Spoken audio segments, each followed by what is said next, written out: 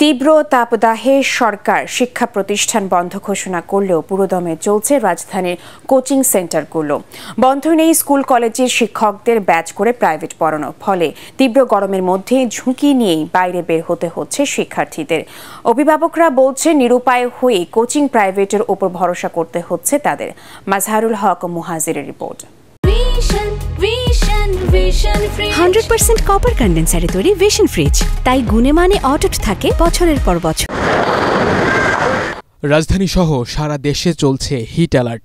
তীব্র তাপদাহের মধ্যেই সরকারি ঘোষণার তোয়াক্কা না করে চলছে রমরমা কোচিং বাণিজ্য। থেমে নেই স্বনামধন্য অনেক শিক্ষা প্রতিষ্ঠানের শিক্ষকরাও। তবে কেন স্কুল বন্ধ থাকার পরও আলাদা ব্যাচ করে শিক্ষা কার্যক্রম চালু রাখা হয়েছে তার উত্তর দিতে নারাজ এই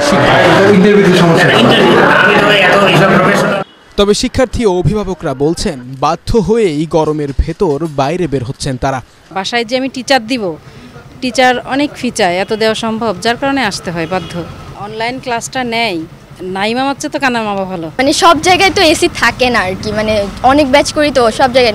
স্কুল আর কোচিং কখনো এক হবে না, কারণ স্কুলে সবাই মিলে আসলে আমরা এনজয় করি, আবার ক্লাসও করি।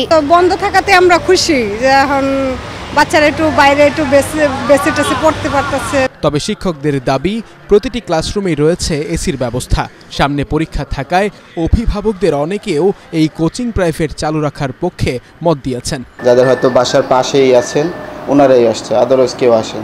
এখন যদি ক্লাস না হয় তাহলে তো বাচ্চারা পড়বে না, বাসায় তো পড়তেছে না, আর সামনে পরীক্ষা আছে, তো বাসায় যদি না পড়ে তাহলে পরীক্ষাটা দিবে কিভাবে? এই জন্য নিয়ে আসা আর কি। স্কুলে পড়াশোনা হইলে তো কোচিংয়ের দরকার ছিল না, ব্যাচেরও দরকার ছিল না, স্কুলে হয় না বিদায় দিতে হচ্ছে। শিক্ষার্থীদের স্বাস্থ্য সুরক্ষার বিষয়টি মাথায় রেখে সরকারের সিদ্ধান্তকে সম্মান জানিয়ে শিক্ষকদের আপাতত কোচিং কার্যক্রম বন্ধ রাখার পক্ষেই মত সচেতন মহলের। মাজহারুল হক মুহাজির, ATN বাংলা, ঢাকা।